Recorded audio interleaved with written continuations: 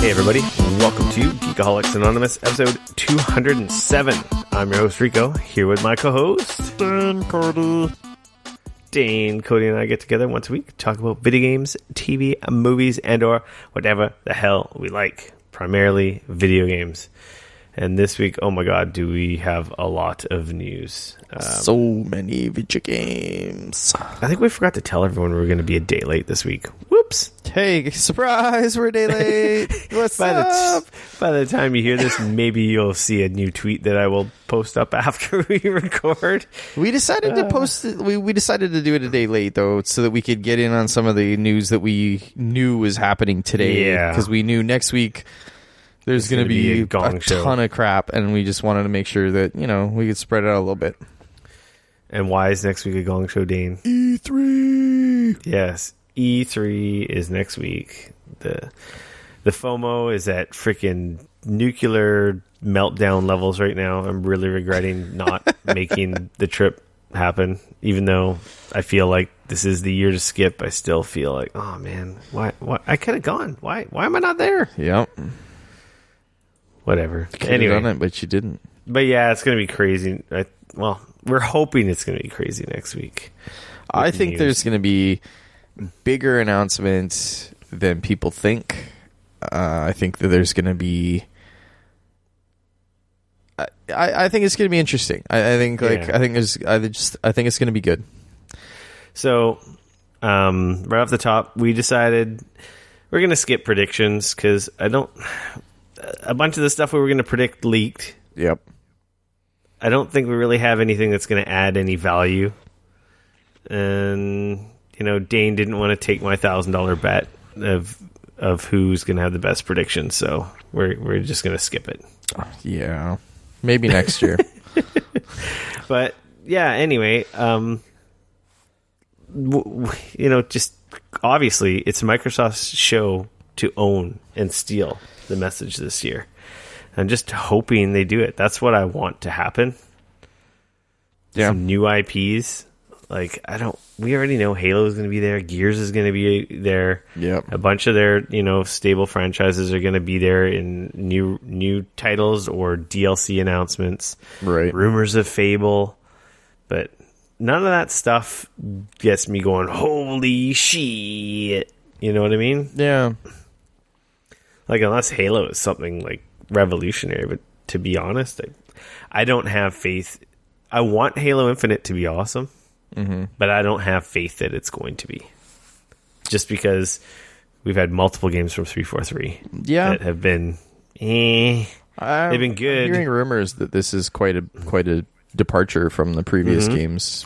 So for what it's worth, they haven't proven they haven't proven themselves. They don't have the track record. They've just made Halo games that have been honestly they've been good. They've been fine. Solid gameplay Halo games, but like story wise, no one's going, oh man, Halo 5 or Halo 4. People still talk about Halo 2, Halo 1.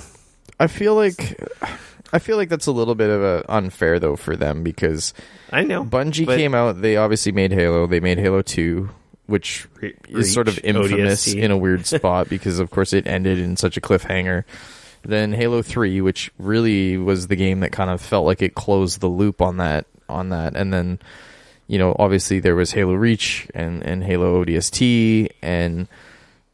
Not that the Halo stories have fantastic stories. But I just mean, like, I feel like by the time 343 got a hold of the Halo license, like...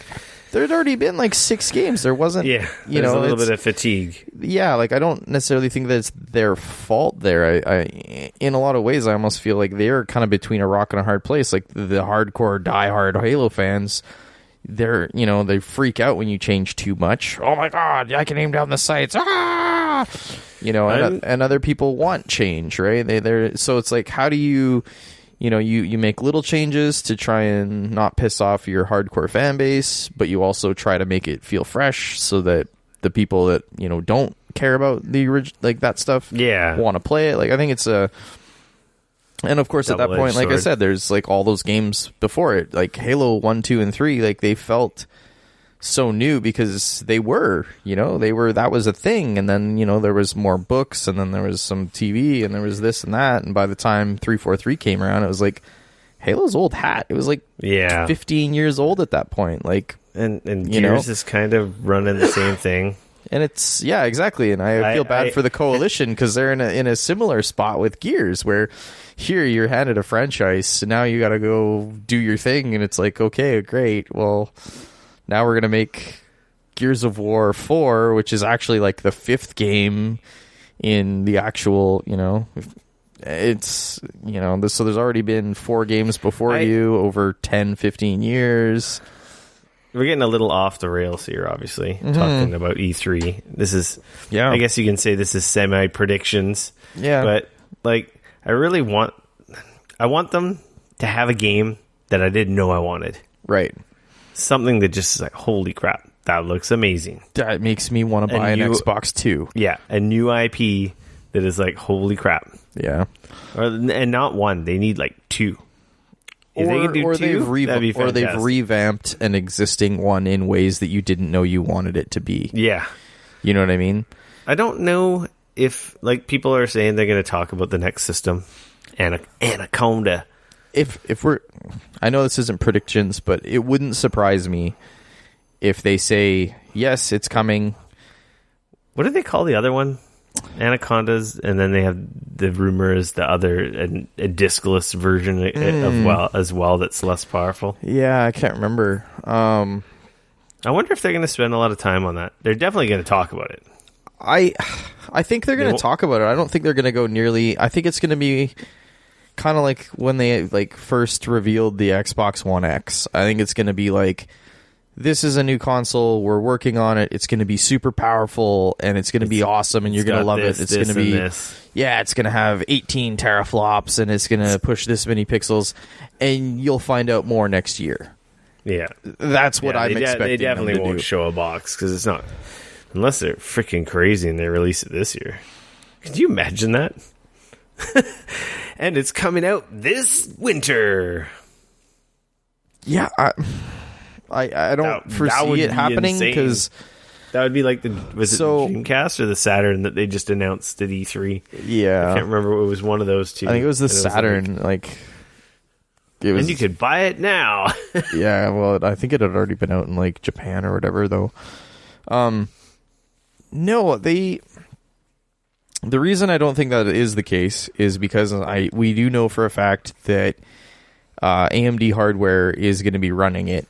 And I know for a fact that Navi and the new Ryzen or whatever the hell you want to say, the new Ryzen processor, which is the 3rd generation Ryzen, isn't gonna be like it's barely gonna have launched by June.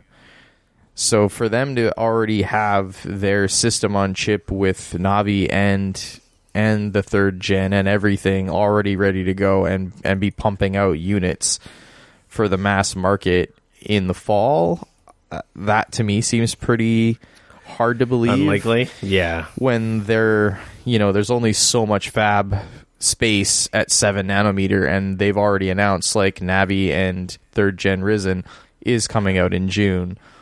So I would imagine that that's going to be taking up most, if not all, of their fab currently. Yeah, I'm excited, man. Sunday, so it's super interesting. Yeah, like I'm really curious to see like what they're going to announce.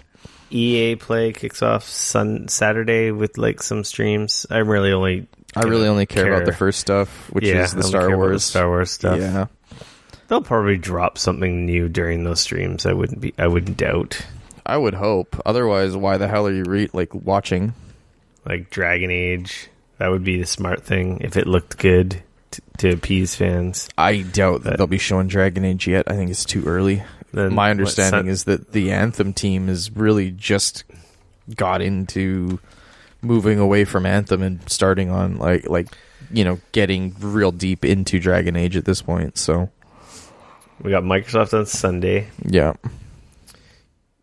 Bethesda on Sunday night as well, and Devolver Digital. Yeah.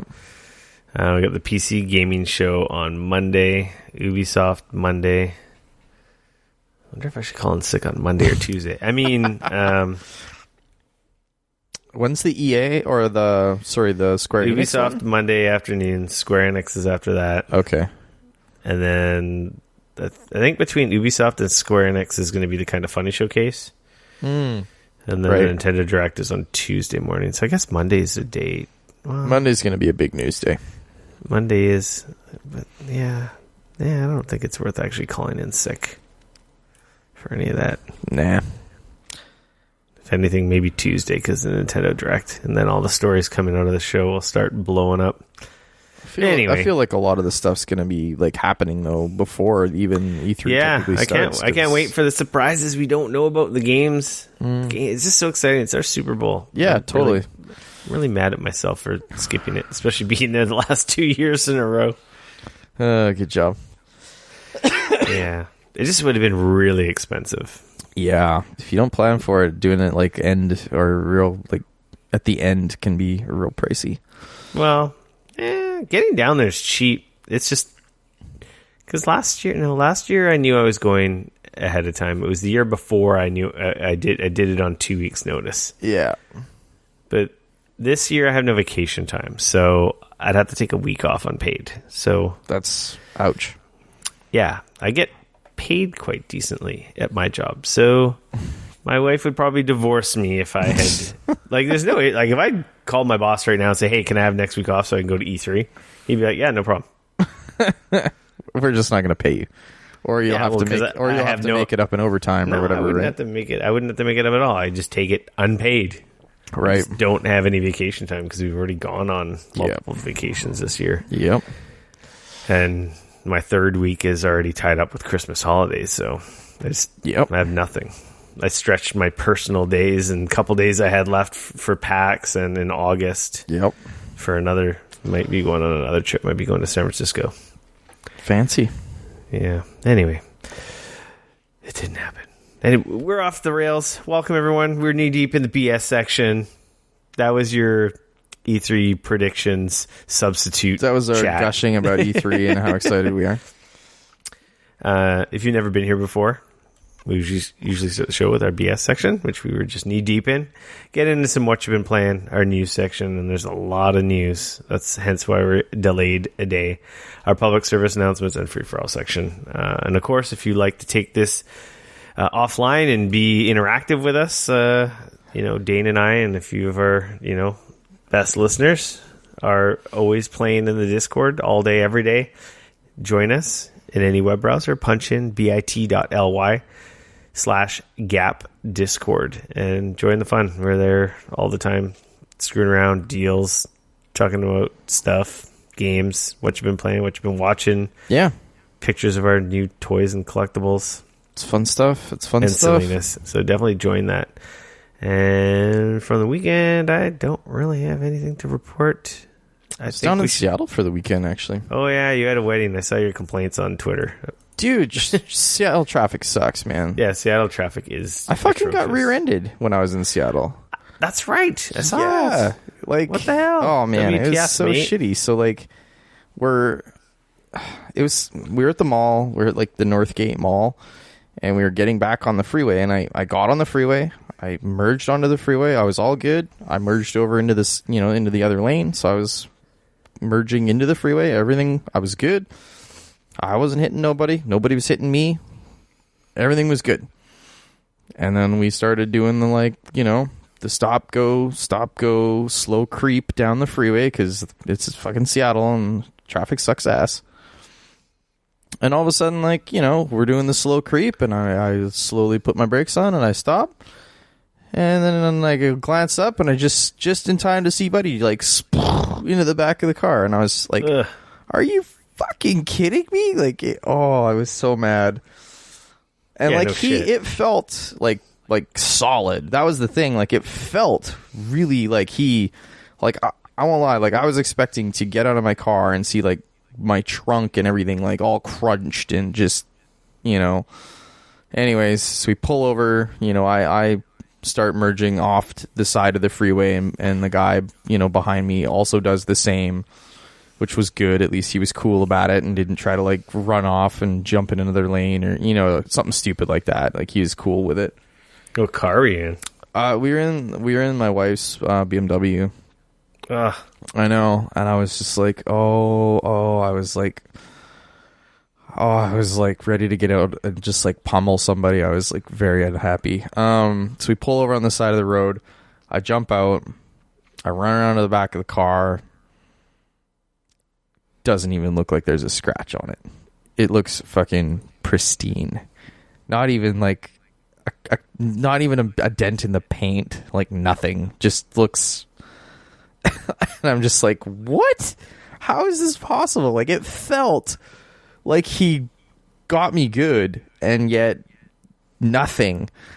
Popped the trunk, like looked at it real close, tried to make sure, like that it, like the trunk opened and it closed and the seals were good. Nothing was like, but straight up, it looked perfectly fine. He was in another BMW. It was like one of those BMW SUVs, one of the X5s. So I grabbed his information anyways, just in case.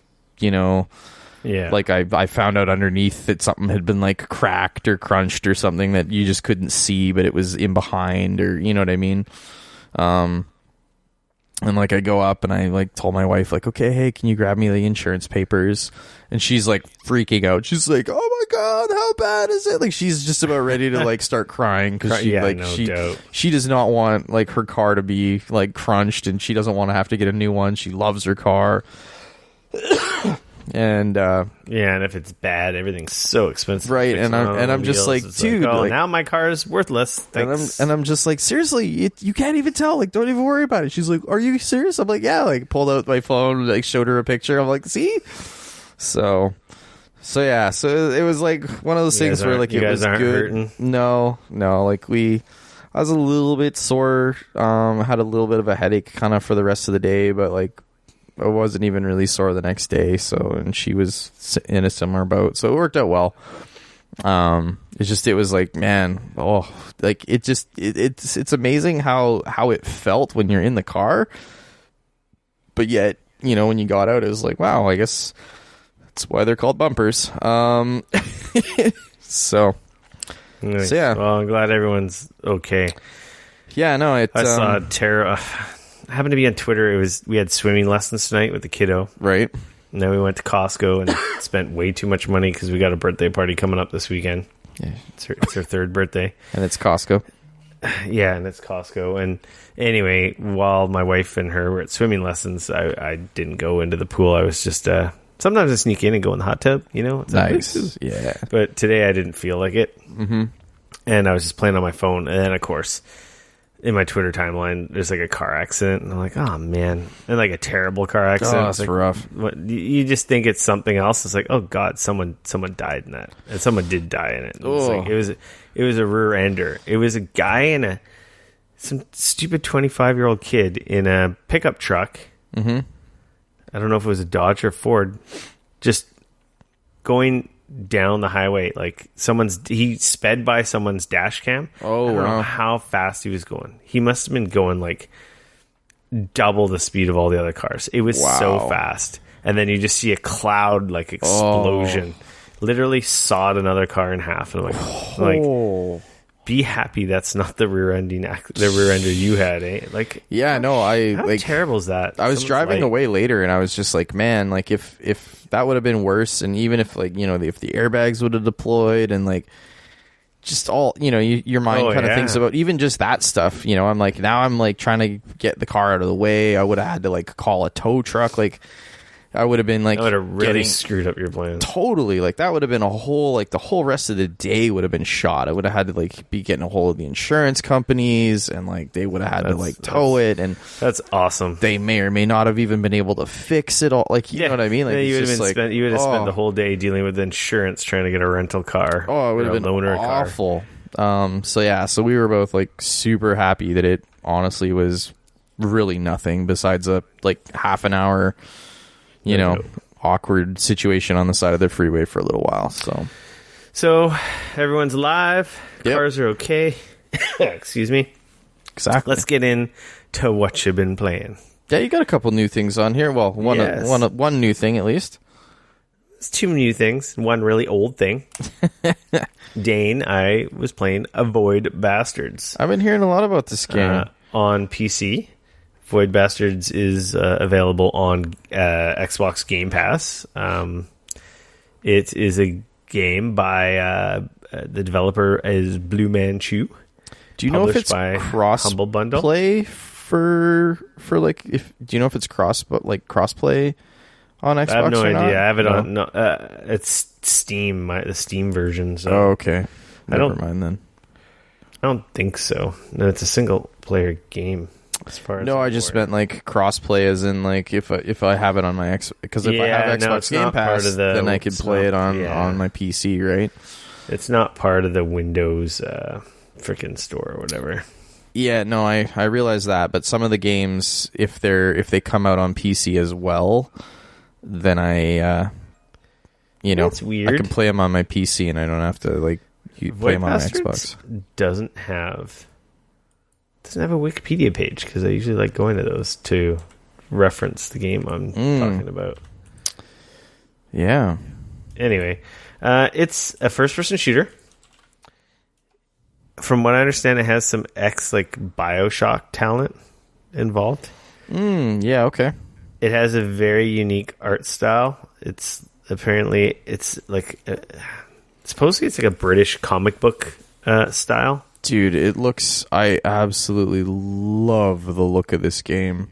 Yeah, it looks really cool in motion as well. So if you're looking at the photos, I'm actually watching like the video right now. I love the way it like it's very so super good. Stylized. So basically, what happens is you are on a ship that gets raided by pirates. You have a gun, no ammo, and then you're like trying to run away.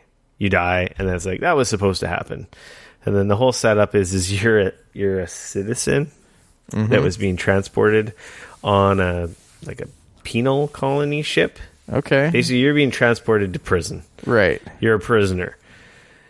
And their ship has been damaged and left adrift, and the AI of the ship is getting you to go out on missions to find the equipment it needs to repair the ship so that they can get authorization to jump through space. Right.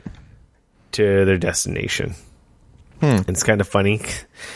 Actually, I don't really want to spoil it, but the story stuff is really funny. Everyone's got like the British accents, a lot of British slang by the enemies talking shit. The enemies actually are talking all kinds of trash as they walk around the ships. And it's a first-person shooter. You're traversing this 2D star map, and basically you're in your ship.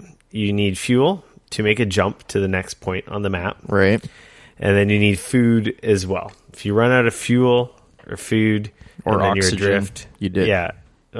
Oxygen comes into play when you're actually on a ship. When you're in your ship, it's not a big deal. Okay.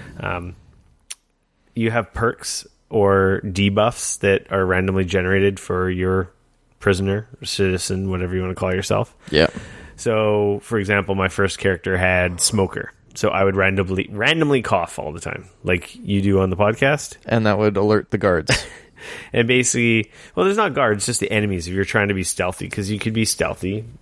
I don't find much point playing the game stealthy, but early on when you're not very powerful and don't have much of an arsenal, right, you probably play more stealthy. And that cough would alert enemies to your presence.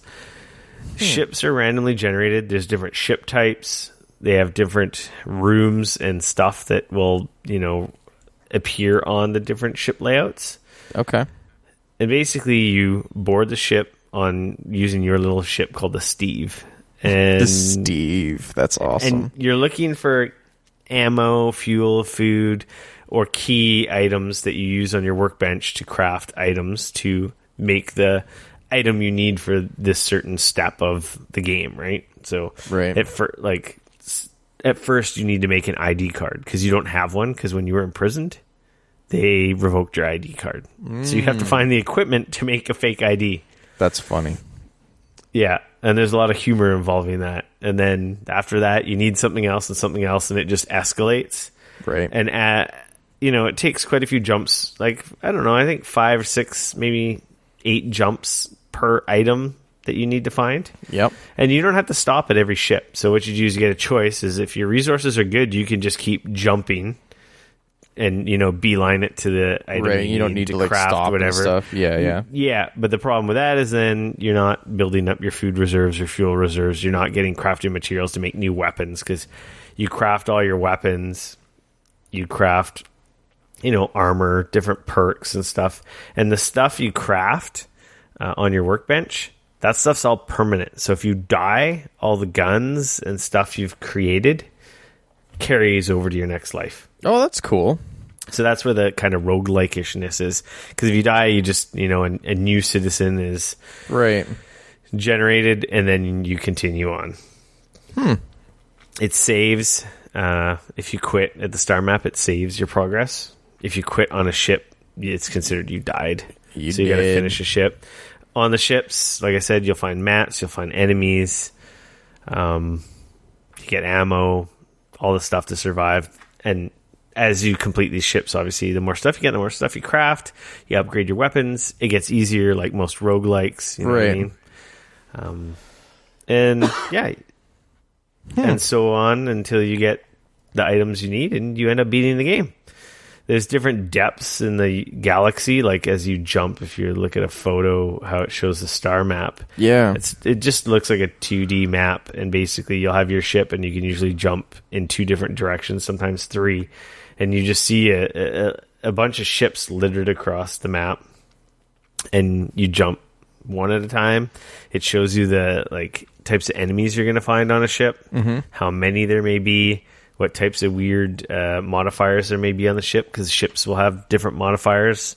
Like some will be dark, and you can literally only see 10 feet in front of you. Others will have random power outages, and if the power goes out, basically, there's hull doors between rooms and hallways and stuff. And if the power goes out, all the doors are open, right? As a safety measure, they all open. Okay. But like a strategy in this is you can lock doors. So if you see a scary enemy, you can lock the door behind you and he can't come through it. I believe some enemies can, but a bunch of them can't. Interesting. So if you're on a ship where the power goes out all the time, it's like, oh, you can't be closing, you can't cover your back that way. And there are different, things that happen on ships. Like enemies will drop more currency or more ammo or whatever. And it's all random, right? Yep.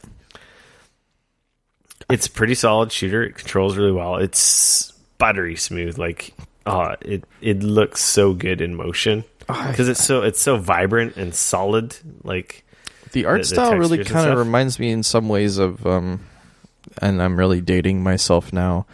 Did you ever play 13? I remember that game. I never played it.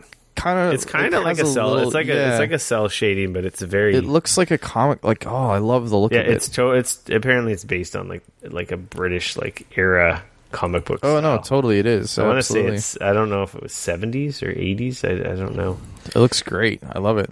Yeah, it's a pretty cool game. It did get a little repetitive near the end.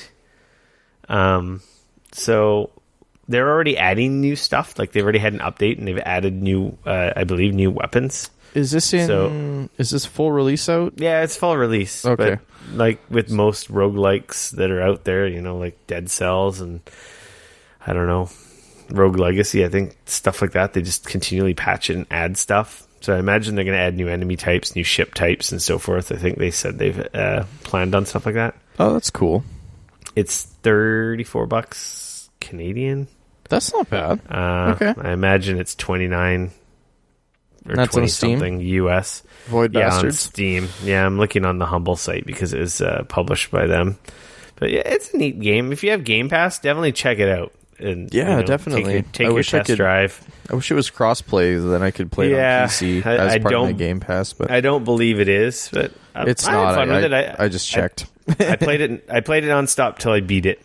That's cool. Will I go back to it? Maybe. I got so much stuff to play right now, so I'm like, hey, I saw that playthrough. I'm gonna try. I gotta clean other stuff off my plate. But as they add more stuff, I will probably go back again because I did have fun with it. That's cool. And it's because the way the ships are designed, the levels are designed, they're quite short. Like you could say a level can be as short as 5 minutes, or max a long one would be like 10 or 15. Right. So it's so easy to, I'll just do one more jump. So they had that going for it. So okay. So I kept going. So like that, I kept going. I'm like, just one more ship. And then I can build the upgrade for my stapler gun. Or, I can get the new armor and so forth. So and the crafting system, it all works quite well. It is good. I just at the end, I just felt it got a little repetitive, like the variation, and that might have just been like the randomness just didn't. Yeah, because I know it is like randomly. There's parts of it at least are randomly generated. I know that. So it's totally randomly generated. So interesting. Yeah, it's neat. It was fun. I had fun with it. And the humor is pretty good. I want to play it just for the freaking the way it looks alone. The start is pretty hilarious, and the end and stuff in between is pretty hilarious as well. Yeah, I've heard the humor is great. So, like I alluded to last week, I did buy the Castlevania collection on Switch. Which Castlevania game did you start with? I started and beat the first one. Okay. So now how's that collection? I think I'm gonna. Pardon? How's that collection? It's not bad. I like the menu. Like it's not too. It's. I'm not high on frills, but I was gonna say I'm assuming it's pretty much like these are the games. There's not really much else. It's just, but I'm surprised with the quality of the. I like the appearance of the menu that you select the games from. That's cool. The classic, Nintendo music, and it's like, oh, that's awesome. Right on. I'm probably gonna skip over Simon's Quest because that's more RPG than typical Castlevania game, and go straight to Castlevania 3. Will be the next one, I think. Okay. Wait, didn't you just do this like a year ago? That was all DS games. Oh, that was the DS games. And then and there was also didn't you do the Genesis one as well or something? Yeah, that one is part of this collection. Okay. I might play that one again. Because this is essentially like all the games leading up to Symphony of the Night, right? Yeah, till the Metroidvania ones. Right. Because none of these are Metroidvania. These are all stage, besides Simon's Quest, which is kind of, essentially you could say Simon's Quest was the one that, kind of laid the groundwork for Symphony. Yeah, they did kind of lay the groundwork for those types of Metroidvanias. Right. Though it wasn't quite there, but you could say it's the Assassin's Creed one to the rest of the franchise. Yeah. And that's where, some people love it or hate it, but I just... Bloodlines was the Genesis one, right? Yeah. And I played that one on my cell phone on the emulator. Right, because you didn't have a Genesis back in the day, and that was the one you hadn't played. Yeah. Anyway, so I banged that out. Cool. And then I guess the other big thing is Destiny 2, Season of Opulence. Destiny. Destiny 2, Season of Opulence released on Tuesday. Me and Teacup jumped in the other day. Actually, I think he's kind of peeved at me because I forgot to tell him we were recording tonight. We were going to play again tonight. He's playing right now, so that's all right. We need to grind up our power levels. Did they increase it again? Oh yeah, 750. 750. I am not even at 500. I don't think. There's a quest line that gets you set up for the new event, the Menagerie. Out in the Menagerie. Yeah, when you do the quest line, you will basically get boosted from wherever you're at to 690. Oh wow, okay. Which is the level that you can do the new content at. Which is something they learned from all the complaints of the Black Armory when everyone was like, hey, we can't effing do this because it's a higher power level than all of us. Yeah. So they kind of learned from that. That being said, the boost to 690 is not easy. It's difficult. We beat it. It probably took longer than it should have, and I don't think we got the best rewards possible. Basically, the Menagerie, it's like a mini raid. It's a 6-player match-made mode. It's on the Leviathan. You're on the raid ship. You're in the bowels of the basically the Leviathan, which is the first raid. The raid. And it seems to me like a mini raid. It's got raid mechanics. There's different rooms that you move from. There's a bar you fill up as you kill enemies, and the enemies get stronger and stronger. Different waves coming at you, almost like a combination horde mode, but with different kind of environmental. I wouldn't say they're puzzles, but like, collect the things and dunk them into here, and then a big baddie will spawn. Mechanics, let's call it. Yeah, there's definite Destiny-ish mechanics, and they're like simplified raid mechanics. That's probably a good thing for it is kind of people. That it really is into it's the like, raids. Yeah, if you've never done a raid. Like, I don't think Teacup's ever done a raid, and he's like, oh, this is cool, because there's a part where we were actually running through a gauntlet. Right. And I'm like, dude, this is from the first raid. Oh, wow. Though not as hard as the raids version. Right. It totally is a section from the first raid. I'm like, I remember this from watching playthroughs of the raid, except for in the raid, you had to be even more coordinated, and that's where the difficulty of the raids is like, if anyone's off, you all wipe. Right. This wasn't so punishing because you can respawn and so forth. I think it was like 6, maybe even more different rooms we went through. There was timers. I don't understand all the mechanics. I don't know if you complete the wave in a time under the time limit, if you get like extra bonuses, or it affects the quality of the bonus at the end. I really don't know. It's like brand new, so like all this stuff hasn't really been uncovered. It seems like there's multiple paths, so I think if you do better in this room, then maybe you go a different way and so forth, which might... That's kind of cool. I don't know. It seems like there's lots of different paths and secrets and a lot of replayability to it. And it seemed really cool. And it culminated with a big giant boss that got harder and harder. And we all really had to get our shit together to like actually damage this boss. Oh, that's cool. And once we kind of figured it was kind of funny because at first it seemed like we were doing no damage. And then at some point it just seemed like we all clicked and then we started working together and properly. Oh, that's cool. And made a big effort. And then there's a big chest at the end, and you get your rewards. And the whole thing is there's a new mechanic. It's just, you get a chalice, and this all has to do with what's his name? Callus, I believe his name. He's the big guy from the first raid. Well, he's not in the first raid, but it's his ship, and he's challenging you because you're the most powerful being he's found in the galaxy, so he's challenging you. And there's a ship waiting for you on Nessus that sends you on your quest, and you get this chalice that you upgrade, and you can actually choose what kind of gear drops from doing the menagerie. Oh, that's kind of cool. Which is it's kind of neat. So at first, they just start you off with one rune, and it's guaranteed SMG drop. Well, as you upgrade the chalice, you can specify, well, I need power weapon, so I'm going to use this rune. And then there's different runes, which actually I unlocked the next step of the chalice, where it dictates what kind of perks they'll have. So depending on what time the second rune you slot into it, it'll change. Right now, they figured out online, if you do this rune and this rune, you guaranteed get this new gun. If you do this rune and this rune, you get this gun. So it's kind of cool in that you can craft like perks and rolls on weapons you might want. And, if you want to keep rolling this one certain gun, you just keep loading it with the same runes into the chalice. That's seems like a cool mode. I really want to play it again. Sweet. I had fun. It seemed really cool, and the grind is real again, and we're back at it. Oh boy. Good job. Good job. So we'll have more to say about Destiny in our news. So I guess we can move along. Yeah.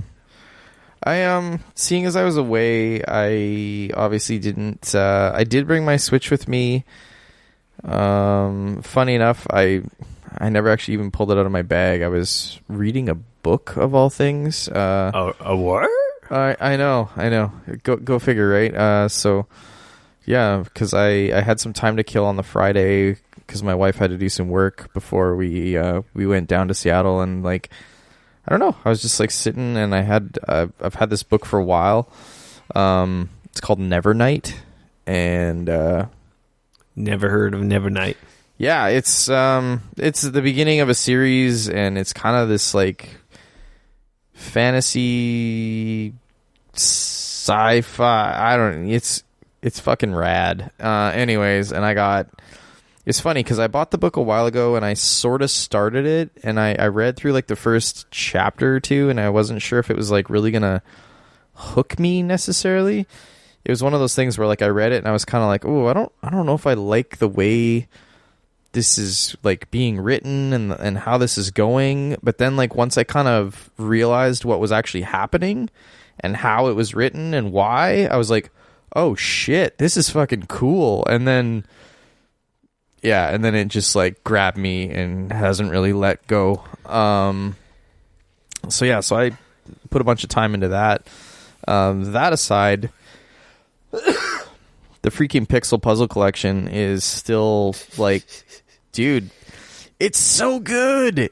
I still cannot believe it's free. It's just like, oh man, I'm at like 18% completed now, I think. I'm like doing those boss puzzles when they pop up, like every 3-4 hours. I'm like trying to like get in there and do them. Some of the regular puzzles are getting bloody hard now. I have like right now, it's funny, like you can have 3 puzzles kind of on the go and then the boss puzzle makes like the 4th one. And I have like one puzzle that is just like I keep popping into it every once in a while and like bashing my head against it, and it's like it's only a 10x10 puzzle. It shouldn't be that hard, but it's like there's just nowhere to start, and it's great. It's great. So that is like on your phones if you're not in, like it's just a great puzzle game.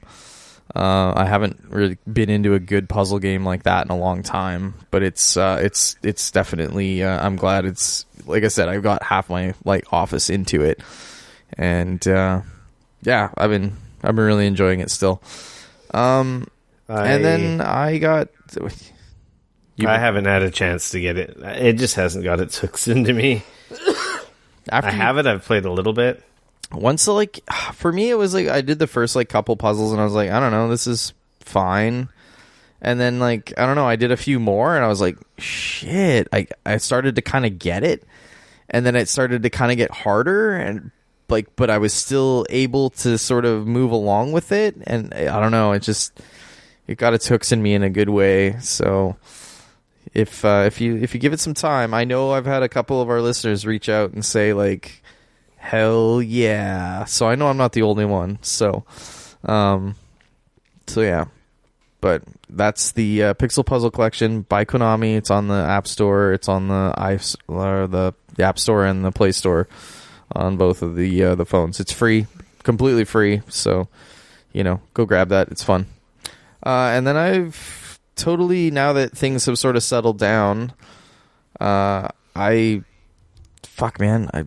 Dauntless has got its hooks in me. I've been playing it every goddamn night. Like, I don't know. It's something about the way that the game, I can jump in, I can do a hunt or 2 or 3 or whatever, or even just 1, and then I can jump out and carry on with my life. Like, it's perfect for that. None of the hunts are super long.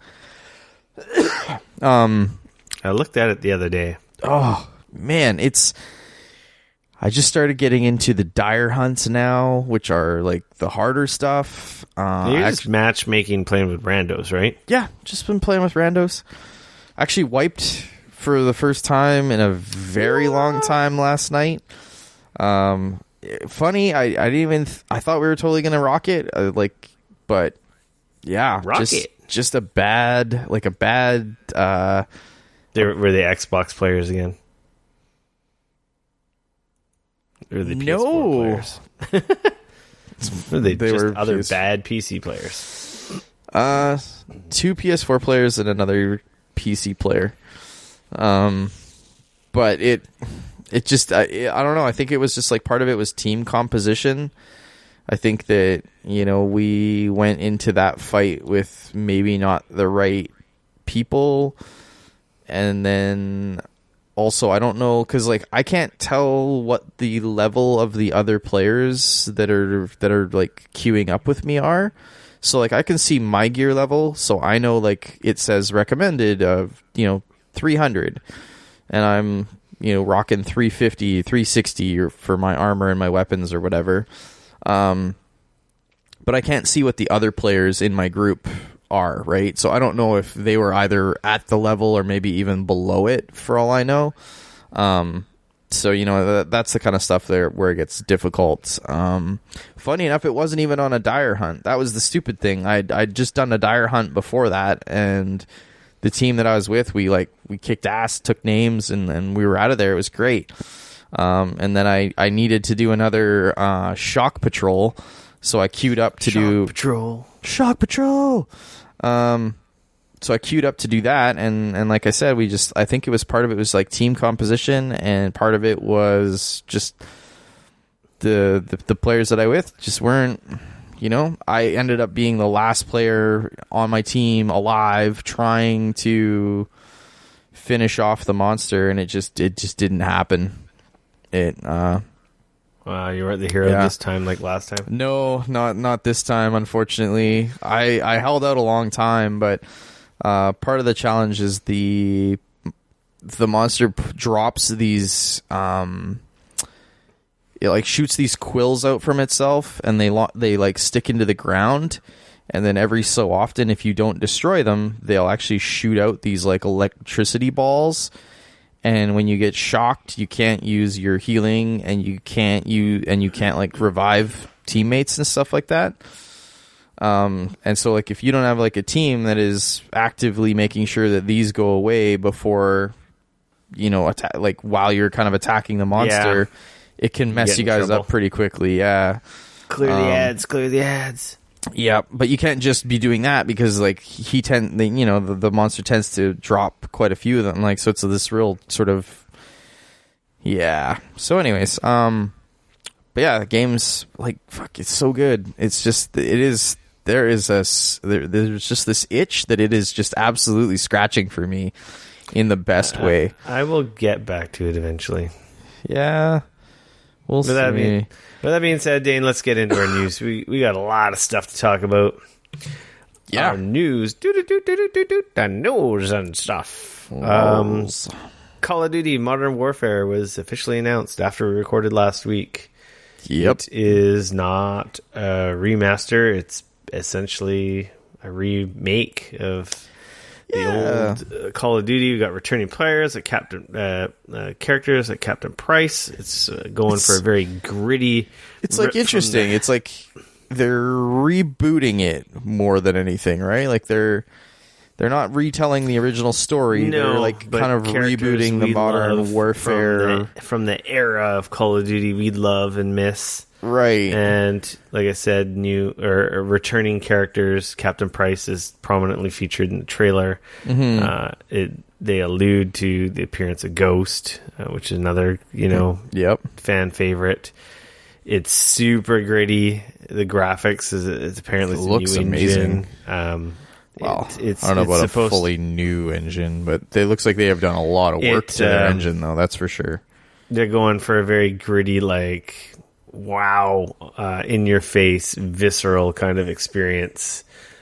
Apparently, it's supposed to be pretty heavy. Some of the scenes in it, kind of like that No Russian mission they did back in the day.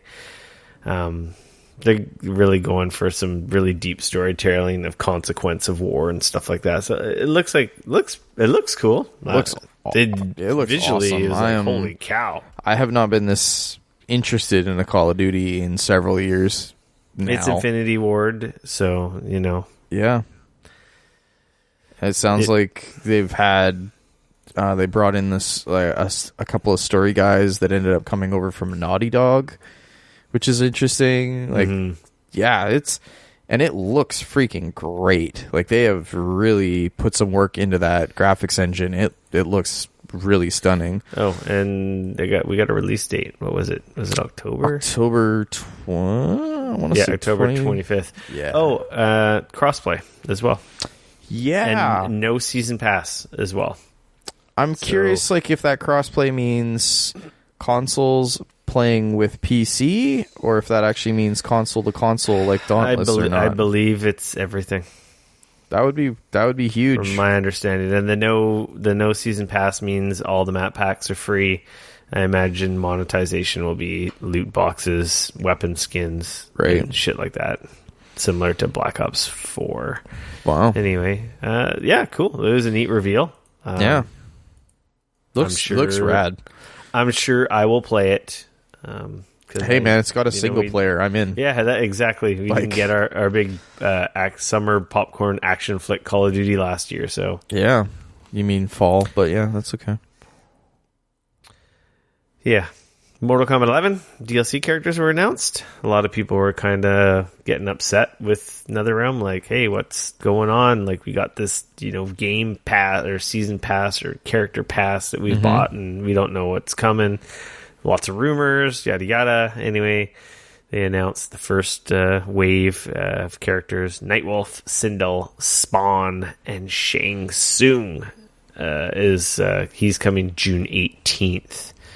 And everyone else, I guess, gets it a week later who don't have the super pass. I don't know. Okay. If you're buying them piecemeal. Right. I don't think Spawn, Nightwolf, and Sindel are coming that day. I believe they're coming later. I don't know how they're doing that. Yeah. Spawn in there, it seems like a really, that actually makes a lot of sense. Because his comic book is fucking visceral as hell and dark it's so dark, and so having him in here is pretty sweet. They teased the other characters at the end of the trailer, through audio cues. So people are speculating the Terminator. Interesting. I believe Ash from The Walking Dead was the other one. I don't know. It could easily be Chainsaw Massacre dude, but I think he was in one of the old ones, wasn't he? Or are you thinking of Ash from Army of the Dead? What did I say? I said Walking Dead. Yeah, I was going to say Army of Darkness. Army of Darkness, that's it. Yeah. I do want to point out that the Spawn is being voiced by Keith David, which was the original voice actor from the animated series, which is awesome.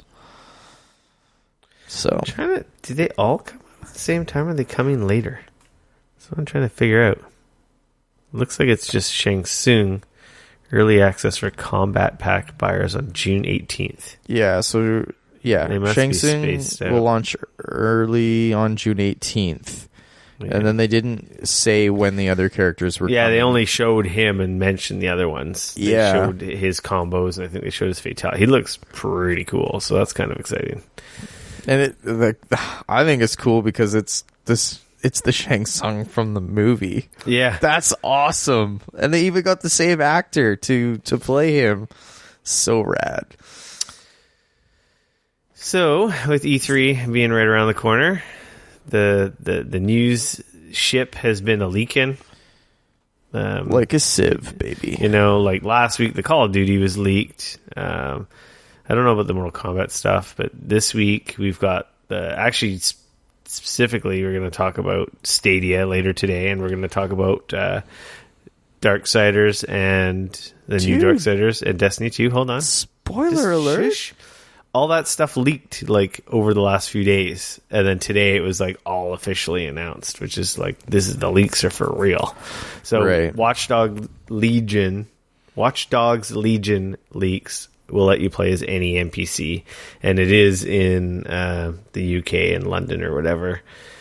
No gameplay or anything was revealed, but Ubisoft confirmed the leaks of the name, and we're see more at E3. So on Monday, which would have been a prediction, pretty simple one, tee out of the park. Actually, a few weeks ago, did I not say they were saying there were going to be 3 big titles, and I said Watch Dogs was going to be one of them, and then my other one I suspect there's going to be a Splinter Cell still. It just seems obvious. Though I've heard Jason Schreier from Kotaku on Twitter has been people are going to be disappointed if they're expecting the Splinter Cell, but I don't know. With that tweet a couple weeks ago, and just seems like the timing's right. Yeah, interesting. Yeah, so we'll have more to say next week when they actually reveal that. Yeah.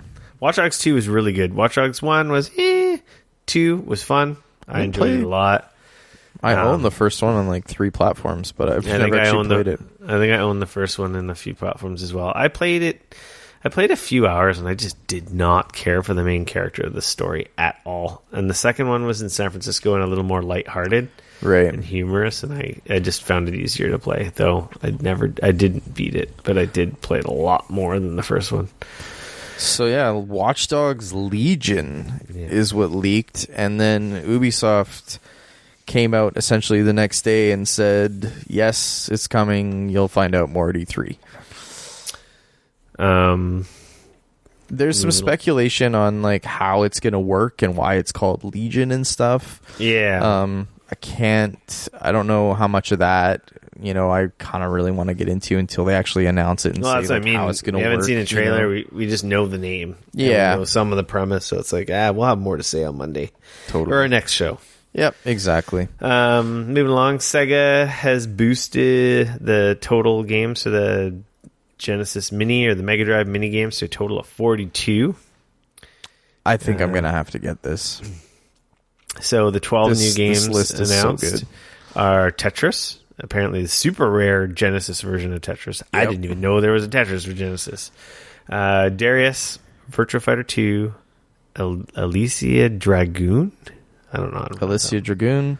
Monster World 4, Kid Chameleon, Road Rash 2, Eternal Champions, Columns, Dynamite Heady, Strider, which is another freaking awesome game. know. So sweet. And Light Crusader. So that brings it up to 42. And looking at this list, I am just like, I'm going to have no choice. I'm going to have to pre-order this stupid thing. This looks fucking great. I have pre-ordered it already. As soon as they announced it, I pre-ordered it. You can probably still find it. It's $100 Canadian. It's a little less US. Meanwhile, in Japan, they have announced that you'll be able to buy the Tower of Power edition, which is it's purely cosmetic, but it's a Sega CD, a 32X, and Sonic and Knuckles cartridge tower. It's totally just visual. Oh, it looks awesome. Right now, it's only confirmed for Japan. It makes my childhood come back to mind. It's so awesome. I love it. As soon as I can pre-order this off Amazon Japan, I am pre-ordering it. It looks amazing. It's so dumb. It's fake plastic on your little mini console. It's stupid. But it's I awesome had all that shit though. I had all of it, and I didn't. I wasn't a Genesis kid. The closest I got to Genesis was I borrowed one of my best friend's Genesis for a few months. See, I had both. I had the Super NES and the Genesis. I didn't have both. Oh. So yeah, that system is looking pretty solid. So yeah, like the list, man. This list is a good ass list of games. Like they did a good job of curating this list. Like looking through this list, like there might be one or two games that are missing, but I think they pretty much nailed it. I guess this next story we don't really need to talk about. Because two of this...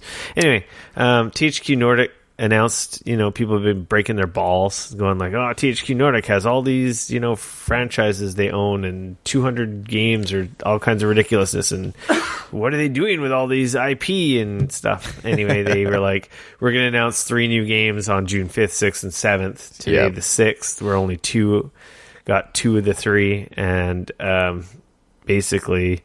the first was the classic Spongebob game, Battle for Bikini Bottom, is getting remade. Right. PC, PS4, Xbox One, and Nintendo Switch. Interesting. THQ Nordic announced the game. It's doing more than just simply upping the resolution. The remake is going to have high-end visuals, modern resolutions, carefully polished gameplay, along with a brand new Horde mode. Multiplayer for up to 2 players, online and split screen. I never played Bikini Bottom, so I have no idea what this game Neither is did I. about. But I know a lot of people love it. Yeah. Apparently, it's like a cult classic. So that was the first one they released. Mm-hmm. We're going to be missing the third one. That'll come in we'll talk about that next week. The other title they announced was Darksiders Genesis, which, unfortunately for them, apparently leaked before it was actually announced properly. And Darksiders Genesis, PS4, Xbox One, Switch, PC, and Stadia. It's Battle Chasers, Night War developer Airship Syndicate. Hell yeah. Yeah, Dane's favorite. Oh yeah. It's basically Diablo. It looks great. It looks like you're playing as Strife. I think you play as War as well. Yeah, in the one video that they did. There's a video that they did release. It's got a really badass cinematic, and then there's a little bit of gameplay towards the end, and it looks like I'm assuming, judging from what I've seen, it looks like you're going to be able to play it co-op. It's like a Diablo style kind of co-op top-down action RPG. Looks cool. Check out the trailer. Oh my gosh, it looks beautiful. If you've seen, if you listen to this podcast, you probably heard me rave about Battle Chasers and how awesome it looks. Well, pretty much that, but Battle Chasers, which is but Darksiders, which is really cool, and it's it looks awesome. Same studio. It looks really good. I'm very excited about it. So, high hopes. I knew those guys were working on something that that studio had said. So because I was a Kickstarter backer of Battle Chasers, I get the rewards, updates, and stuff like that because Joe Mad, who was the creator of the original comic book, promised more comic books as a backer reward for backing Battle Chasers. And I just got an email this week from them saying, look, I am working on actually releasing these, but the studio, we've been really busy. We've been working on something really big, and we're hoping to be able to talk to you about it soon, etc., etc. Of course, I was hoping that it was going to be Battle Chasers Night War 2, but those guys taking a really cool twist on Darksiders, that could also be really rad. You never have enough Diablo likes. Totally. I do still hope that and I don't know, the only thing I do kind of worry about is that we maybe won't see Darksiders 4. Essentially like a Darksiders 4 with Strife's story, which I feel would kind of be a bummer because and I mean, I don't know, maybe they decided this would be a better way to go about it for Strife, and I don't know, but yeah, I feel like it would kind of be a shame to just throw out sort of those styles of games. Darksiders 3, while it did have its issues, I did grow to like it a hell of a lot more than I thought I would, and that game ended, and I would really love to see them finish off that story with Strife in a similar vein. So we'll see, but I'm excited because I think that studio, run by Joe and his brother Steve, they do great things. Oh yeah, absolutely. This is great. I'm happy. I'm happy. It looks like a really good game. Very excited. So that's good for them. More E3, pre-E3 news. Rocksteady Games confirms it won't be showing their new game at E3. And there goes one of my predictions out of the drain. Yeah, Sefton Hill was on Twitter and was like, hey, we're going to be staying in London. We're not going to be at E3. So, a lot of people have been asking us. We're hard at work on their next big project. I don't know why, but I thought Rocksteady was in Australia. I don't know. Anyway, I am... I feel like at this point, Rocksteady's got to be working on a game for next gen at this point, right? It's got to be something massive. They haven't shown anything. The last game was Arkham Knight in 2015. I guess they did Arkham VR after that. So, say 20... When did that come out? 2016? Maybe 2017? Yeah, maybe a year later. It didn't come out that long after. It was a launch title for PSVR. Yeah. It's kind of like, I'm happy, but anyway, it's like, man, I really want to see what they're working on because they make some dope games. Well, I mean, like I said, it's got to be one of those things where they were working on it, and then the new consoles came out, and I'm sure Warner Brothers was like, look, why don't we make this a next-gen title, maybe even a launch title, who knows, but give them a couple more years to work on whatever it is they're working on. Because, yeah, I mean, by next year, that'll be 5 years since they've released a real game. If he's not flat out lying and that they're on Microsoft stage this year, because that would be what would make the most sense. Yeah. If this, for a lot of impact, that somehow Microsoft snaked this as an exclusive. Very unlikely. Because no, I don't think Rocksteady has only worked on WB properties, so they're owned by Warner Brothers. Yeah, I don't think they'd go exclusive. So next year, it has to be next year. If they're not this year, it has to be next year. Clearly, they're doing something, and someone's paying their bills there. I look forward to the reveal because they've proven themselves as a pretty solid studio. Yeah, I mean they made 3 dope ass Batman games. So maybe what we'll do is we're going to do this in a different order here. I'm going to skip this. And we're going to get into Stadia. So Google had the Stadia Connect event this morning. Yep. It was basically just a YouTube stream. Was it 20 minutes, maybe 30 minutes long? It was not. It was not nearly as long as I thought it would be, to be honest with you. It was very tight, concise. They talked about the monthly price. They talked about a bunch of stuff we'll get into.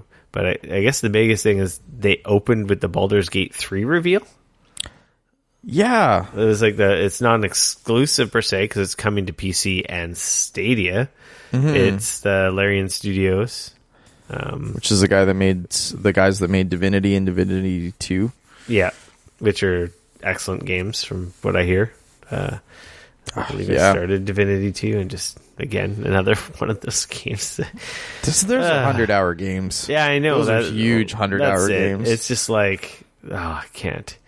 So that's pretty exciting. The internet blew up. My timeline blew up. This, again, was teased/leaked this week. People were alluding this 3 symbol had shown up earlier on, I think it showed up on Larian's site somewhere. So this is what everyone alluded to because they knew very well that the studio head of Larian Studios has been vocal about wanting to make a Baldur's Gate 3. So maybe some steam, leaked from that announcement. But that was during the Stadia reveal, which is, pretty cool. Mm-hmm. Speaking of Stadia, let's get into the story here. It's coming out November. It's got, what is it? What do they call it? I don't know. What do they call it? The little package. The Founders Edition. It's 130 American, 169 Canadian. Comes with the controller, the Chromecast Ultra, a copy of Destiny 2. Well, I mean, I feel like let's start with, first of all, Stadia is going to be interesting because there's going to be a couple of tiers. There's going to be the Stadia Pro, which is a subscription, which is $10 a month. That will include some games, but it sounds like there's not going to be like it's not going to be like a Game Pass. It's not like there, that. But so at least to start, there's going to be a few games included with it, and then obviously they will be releasing more games along with it. They're also going to be releasing the Stadia Standard Edition, which is more or less exactly like a console that's just in the cloud. You'll buy games just like you normally would, and you play them on Stadia. It's free, 1080p 60, right?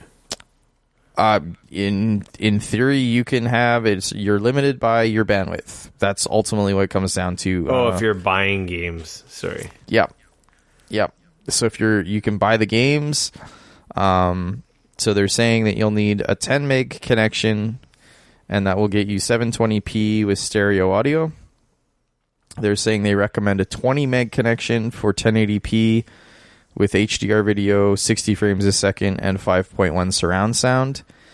And they're saying 35 megs a second for 4K HDR, 60 frames with 5.1 surround. So that's kind of, depending on the connection you have, will sort of depend on the quality of the stream you can get. So It's interesting because like I said, you could buy your games on Stadia and just play them there, and no extra money is required for that. Or you buy the subscription and you can get that mix of games sort of included, as well as be able to buy games on the platform. I believe at launch it's only working on Chromecast Ultra and the Pixel devices. Is that right? Like, well, it's only ever going to work. Yeah, it's only going to work. My understanding is that if you have a TV, it has to either be Chromecast enabled, like mine, or you'll have to have a Chromecast to plug into your TV to be able to run it, because it runs through Chrome and and that. So right now, they're saying that for this year, it's going to be a bit of a slow rollout. So they're releasing a Founders Edition, like Rick said earlier, with the Chromecast Ultra, the controller, and sort of it'll be included with the Stadia Pro subscription. That's the only way that you're essentially going to be able to play for this year. You won't be able to subscribe to the standard Stadia Pro subscription until next year.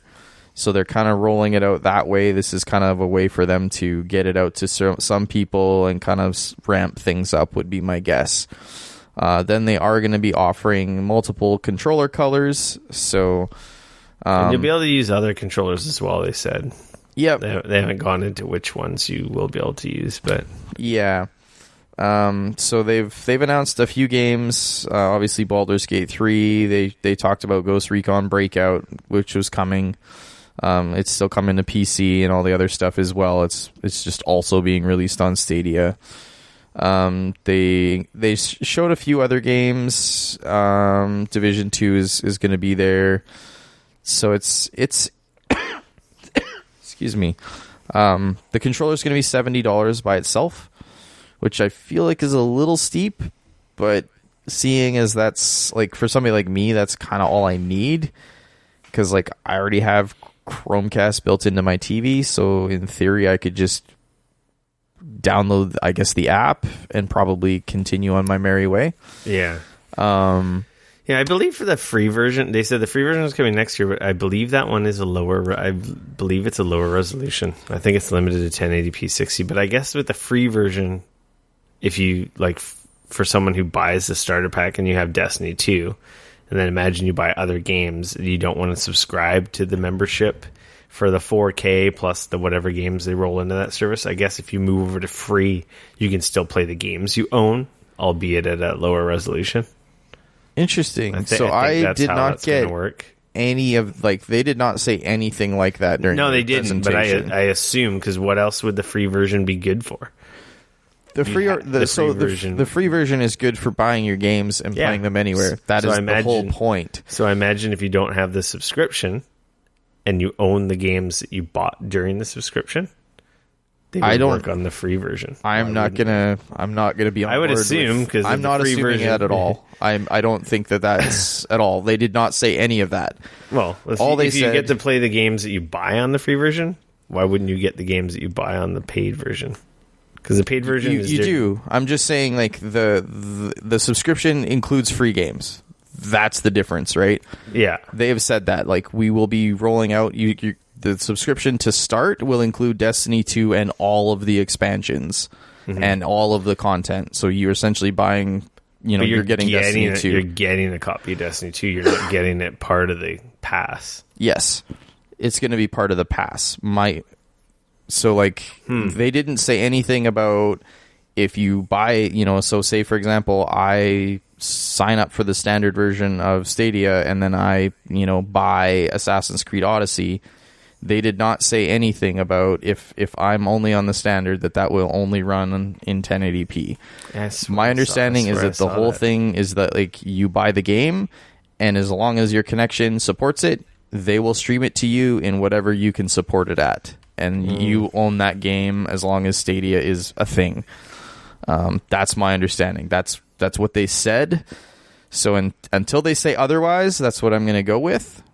It wouldn't surprise me if something like what you're saying could happen or might be the thing. I swear I saw that it was. I watched that whole limited. presentation, and they did not say anything like that at all. So I don't know. I'm not sure if that's one of those things where people are inferring that or they're expecting that. All I know is that I have not seen or heard anything like that from Google, at least as of yet. So, I don't know. I just don't want anybody to, I don't want to be putting words out there that may or may not be true. I'm just saying that I have not heard that yet I swear or seen anything like that. I swear it was in the story.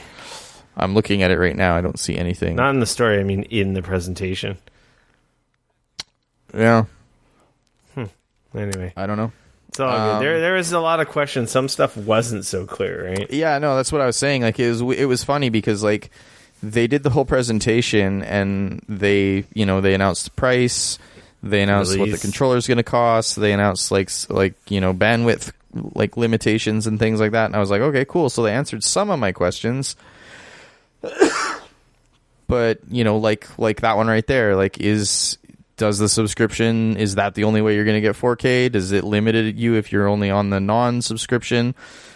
The way that I understood it was that you get the subscription and that will include games from time to time, and those are that's kind of the whole point of it, you know what I mean? And the standard one is just, it's kind of like you have a free console. If you buy the controller or whatever, you can buy games and play them. So yeah, I don't know. And it's apparently at launch, if you're a Stadia user, you can play Stadia exclusively on the Pixel and the Pixel 3a devices. So that's kind of interesting. That's pretty cool. I'm pretty excited about that. Yeah. It sounds like you'll be able to create your account and make subscription and game purchases from any Android or iOS device that has access to the Stadia app. But at least initially, you'll only be able to use the Pixel devices to actually play the games, though. So yeah, I mean, there's going to be a list. There's a small list right now of some of the games that are going to be available for purchase on the Stadia store, which is, Dragon Ball Xenoverse, Darksiders Genesis, Wolfenstein, Samurai Showdown, The Crew 2. It's a mix of some new, some a little bit old. Obviously, I'm assuming that store would curate, as time goes on. So it's interesting. I still definitely have multiple questions. I'm a little bit skeptical about 35 megs for 4K, but yeah, it's pretty crazy. If you don't have fiber, I don't see how you could have a reliable enough stream for that. As somebody who's played quite a bit of, GeForce Now, streaming games that way, and at 1080p 60, I'm seeing 45 megs a second or higher. I have a hard time believing that 4K, but I guess newer technology, data centers closer to me, more data centers, better compression algorithms and such. Maybe that, I don't know. But hey, here's seeing,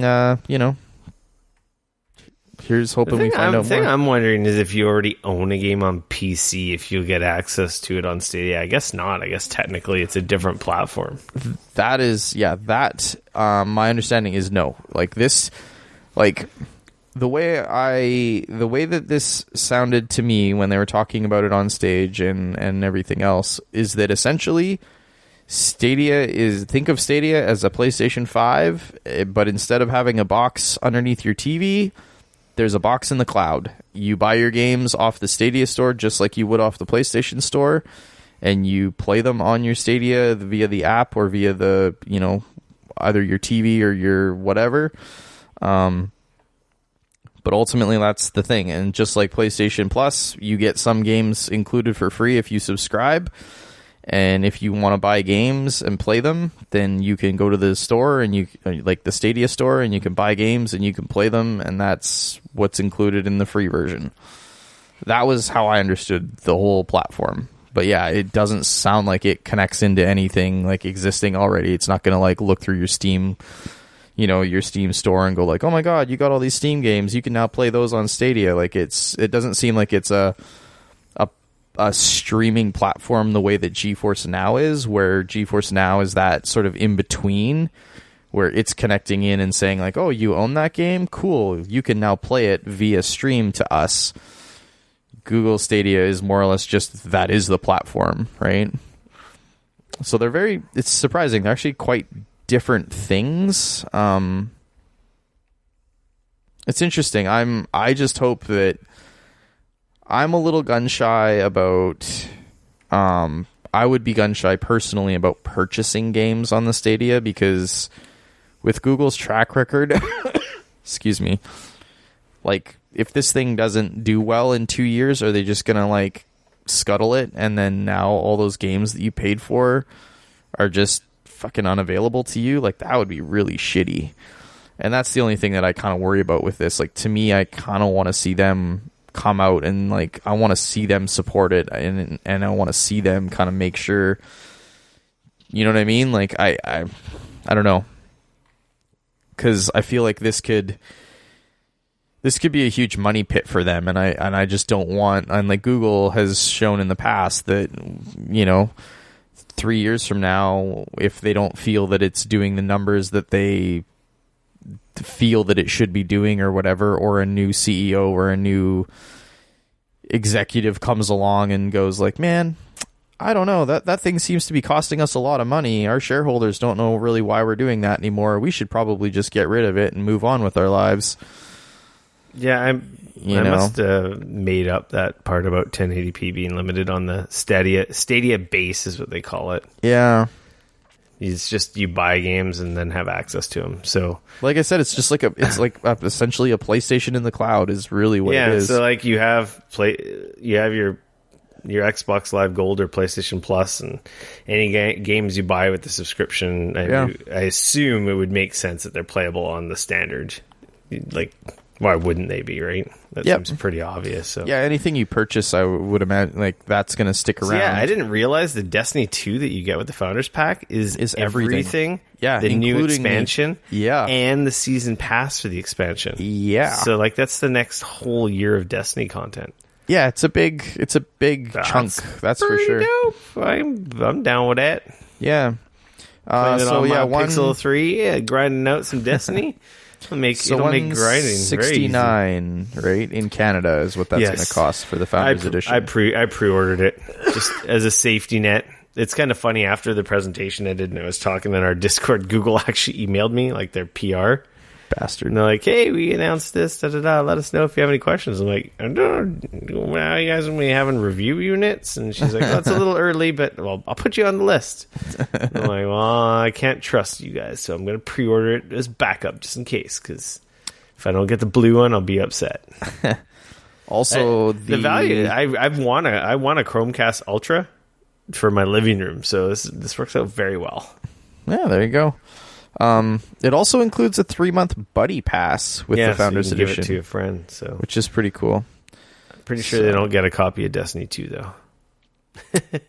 Yeah, I don't know what is all. I wonder how many titles they will have. It'll be like a rotating thing. It'll be I said, they left a lot of questions personally. Like obviously I see the original the Founders Edition and the Stadia Plus or whatever they're calling it, the Stadia Pro, that's cool. But yeah, like say anything about what's included. Yeah, they're not talking like, oh, there's going to be one game a month. They're not saying it's going to be, this is our library that's I imagine it's got to be a handful, because like otherwise why would you pay for it, right?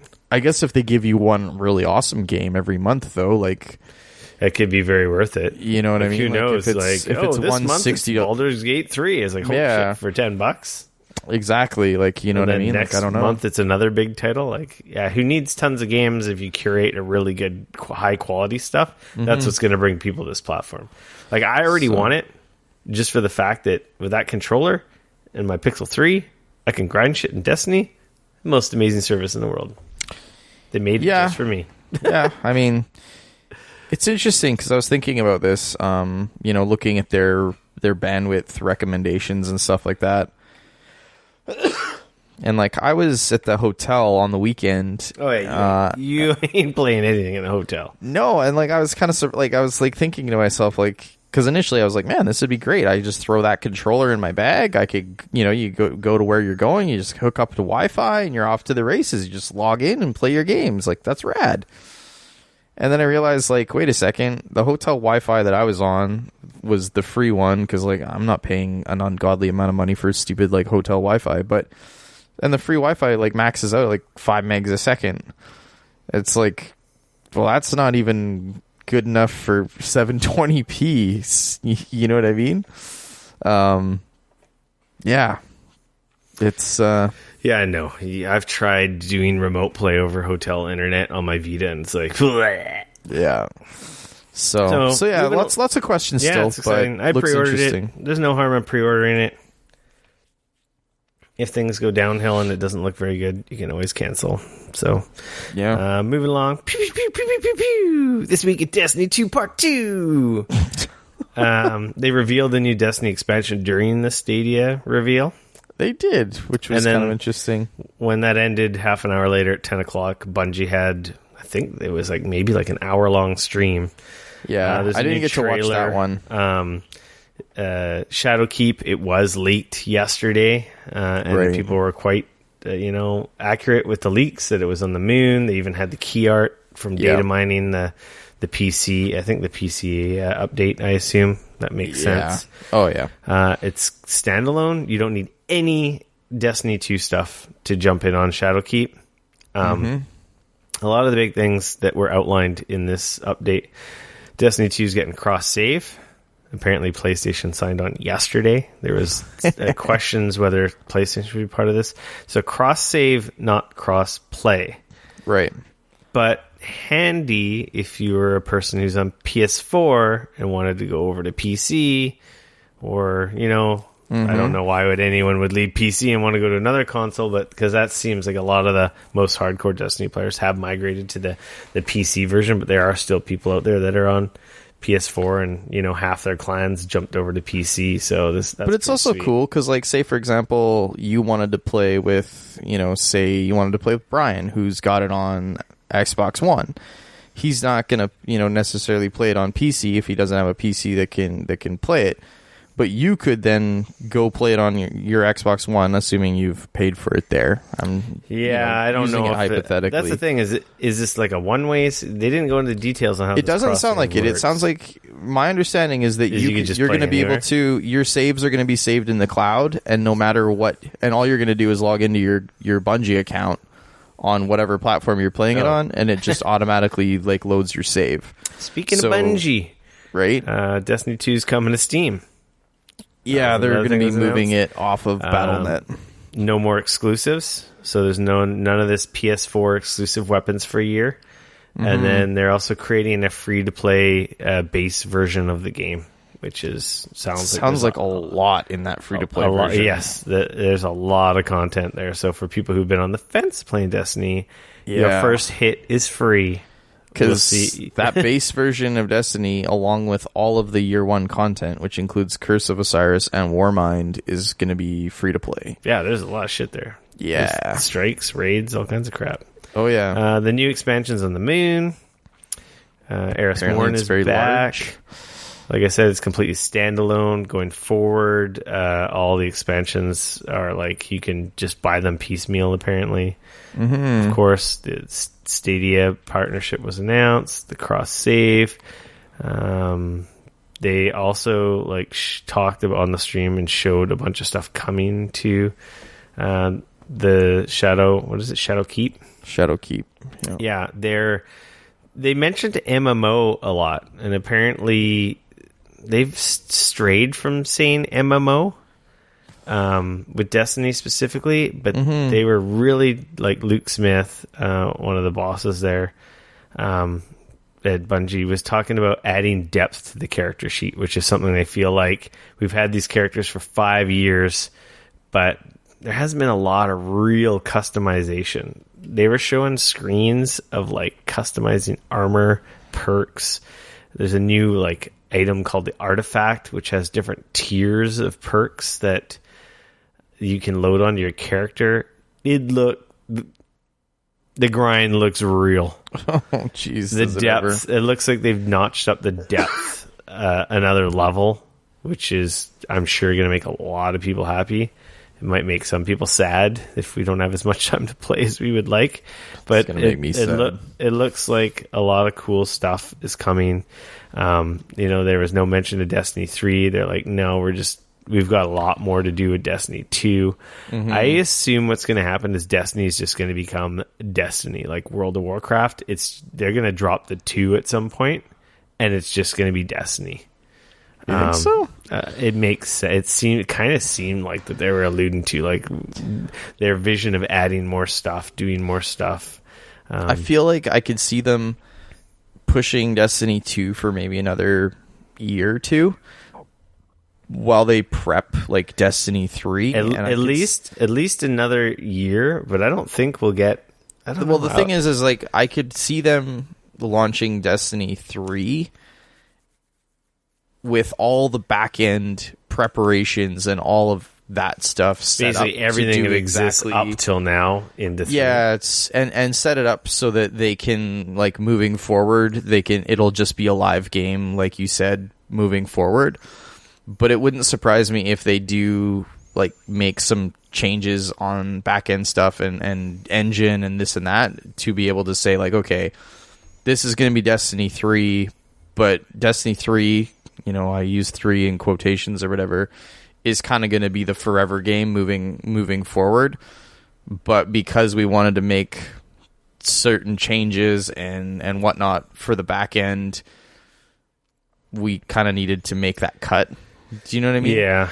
So it was long. There's a lot of little details in it. Like it looks like they got the right idea and the right path. I think a lot of people were kind of happy with the stuff they were saying and the stuff that's coming. It was very top level for the new expansion. Obviously, we're going to have new raid, new playable area, new story stuff, probably similar to like the launch of Forsaken, right? It's a big expansion, unlike the last season stuff, the season pass stuff. This is a true, proper big expansion along the lines of Taken King and Forsaken and so forth. So yeah, it looks good. Anyway, that's exciting. Enough Destiny talk. Yeah, I mean, it's cool. Nintendo news. Pokemon had a direct yesterday, so Pokemon Sword and Shield details were announced. Oh my god, it looks amazing. It's coming out November 15th. They had a lot of gameplay. They showed the starters, they showed the legendaries, they showed a few other new Pokemon. There are raid battle, multiplayer, 4-player raid battles. There's open world.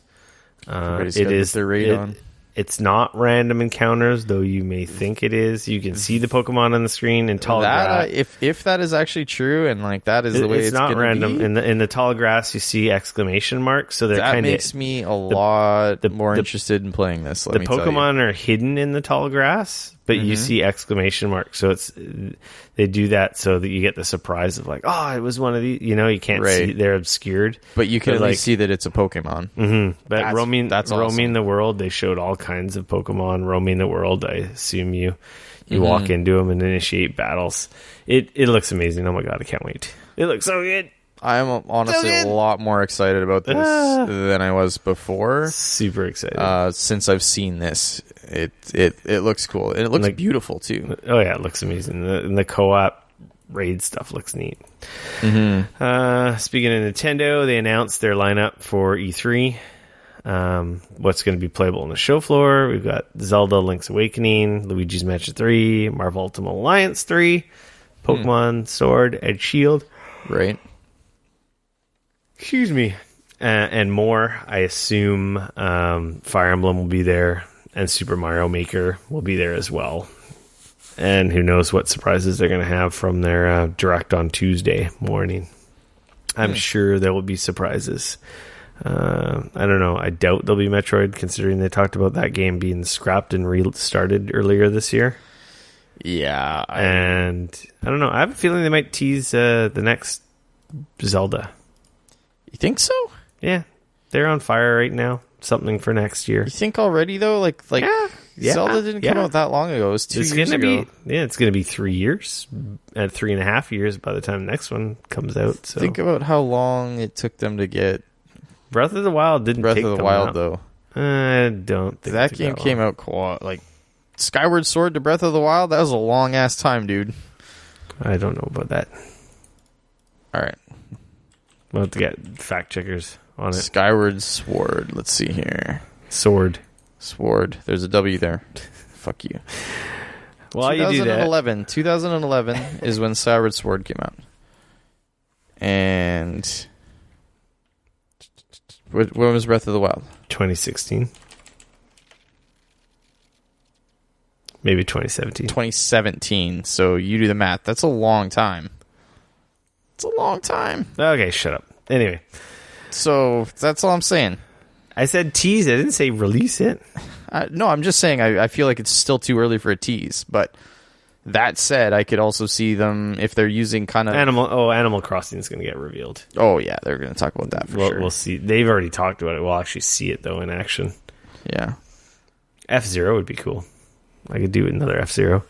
Oh, man. It's been years. Yeah, the GameCube one was so good. Xbox news. Microsoft announced that Xbox Game Pass is coming for PC. Yeah. Apparently, it is... I saw...